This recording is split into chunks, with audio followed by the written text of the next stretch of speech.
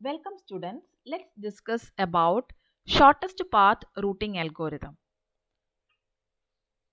We are going to discuss about Dijkstra's shortest path algorithm in this session. This algorithm might be familiar for you in the design and analysis of algorithm paper.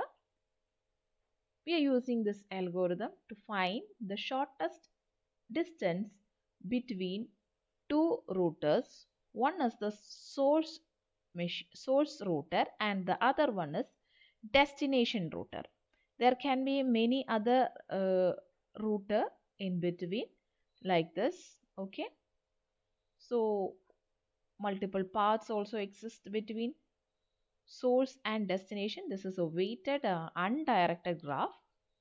Okay, so when we consider a graph to solve the shortest path algorithm for computer networks routing, okay, what this node denotes, it denotes a router and the arc denotes a communication line.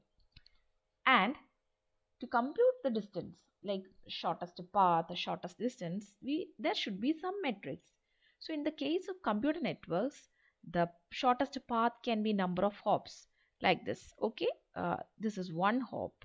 So if you take this path, there are two hops to the destination, and if you choose this path, there are three hops to the destination. So which one is shortest? This one. Or it can be the geographical distance, or it can be the queuing and transmission delay during in the path from source to destination. So let's consider a weighted undirected graph as given in the example. Okay, we are going to learn this algorithm with the help of this example. Okay, we have nodes A, B, C, D, E, F, G and H. The distance between any two pair of nearest nodes is given here. Okay, then we will start with marking. Okay, all the nodes. Okay, we will label all the nodes with the label like infinity. Now the path from one node to any other node is now infinity because we don't know, we haven't calculated. So initially it will be infinity. Okay, mark all the nodes as free. Okay, this circle, okay, this blank circle denotes a free node. Okay, and mark the initial node as selected. Okay, this is our initial node and this is our destination node. Okay, this is our destination. So we are going to compute the path from A to D. So initially mark A as selected. Okay, now what to do? All other nodes are now free. Find the adjacent nodes of A and label them. Okay, adjacent nodes are B and G. Label them with the path from A to B. Okay, that is 2. I also mark here the predecessor node of B. Okay, since we came from A, mark here as A. So 2A. At G, mark as 6A. So that means a distance of 6 is there from A to G. Now, consider these two nodes. Which one is the shortest one? 2 is the shortest one.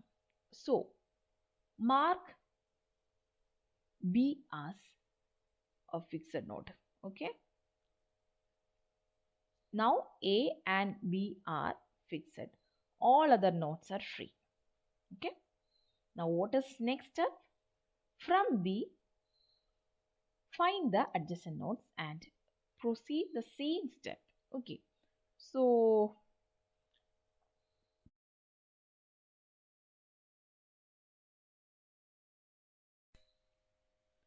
now we are going to repeat the same steps for all other nodes in the graph until we reach the destination D. So we have nodes A and B as fixed. Label the adjacent nodes of B, that is C and E. C becomes 7. This 7 plus 2, that is 9, and the predecessor node is B, and E becomes 2 plus 2, 4. 4B. Now examine the labeled nodes. We can say they are tentatively labeled the nodes. They are not fixed. They are labeled tentatively. The value can be changed. So which one is the lowest one? 4 is the lowest one. So mark E as fixed. Okay.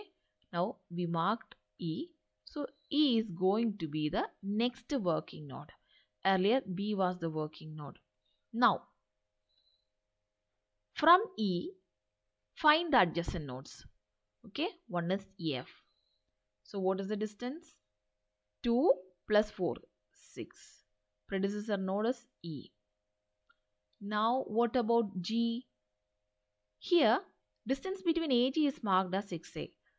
4 plus 1 gives 5. So we can relabel. We can relabel G as 5E. So if you consider C, F and G, which one is lowest? G. Okay, so mark G as the next working node. So it is also marked as a fixed node. So now coming here, this is marked, this is marked, G is marked. Okay, the values are 2A, 9B, 6E, 4B, 5E. Okay, now see this tentatively labeled nodes 9B, 6E, 5E. Okay, so from G, mark the adjacent nodes. Okay, we are not going backward. So H is the adjacent node. H, 4 plus 5, 9G. 9G. So if you go through this node C, F and H, they are labeled tentatively, and which one is the lowest? F. So mark F as the next working node. Okay, F is the next working node.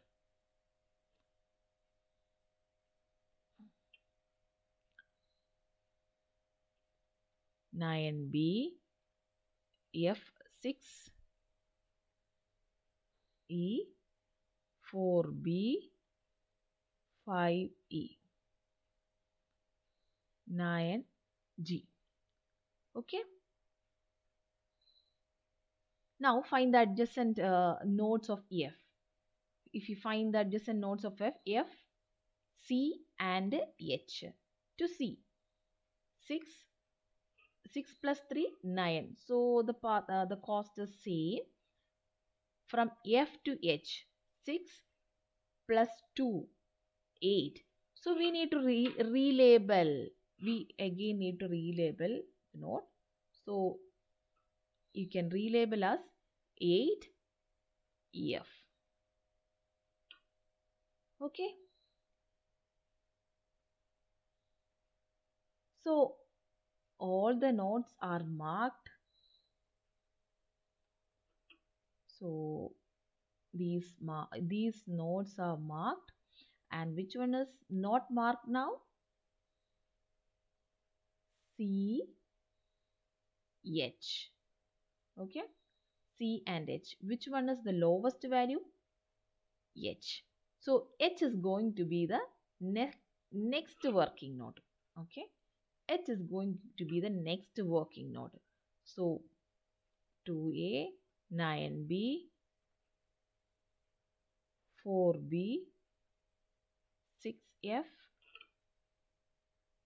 5E, 8F. So these are all marked. Okay. So from H, which is the next node, adjacent node? D. So what is the cost? 8, This is 8 until this node 8 plus 2, that is 10. 10 through H. Now we reach the destination, so I am not continuing with the algorithm. So this Dijkstra's shortest path algorithm will now give the distance from the terminal to the source in the reverse order.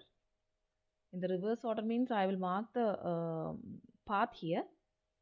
So this is the destination. Okay.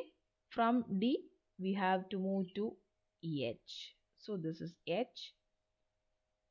Once we reach F, H, we move to EF. Okay. EF. Once we reach EF, E. Okay. E. From E to B. From B to A. So this is the shortest path in the reverse order from D to A found using Dijkstra's algorithm. So I believe it is clear for you, and thank you for listening.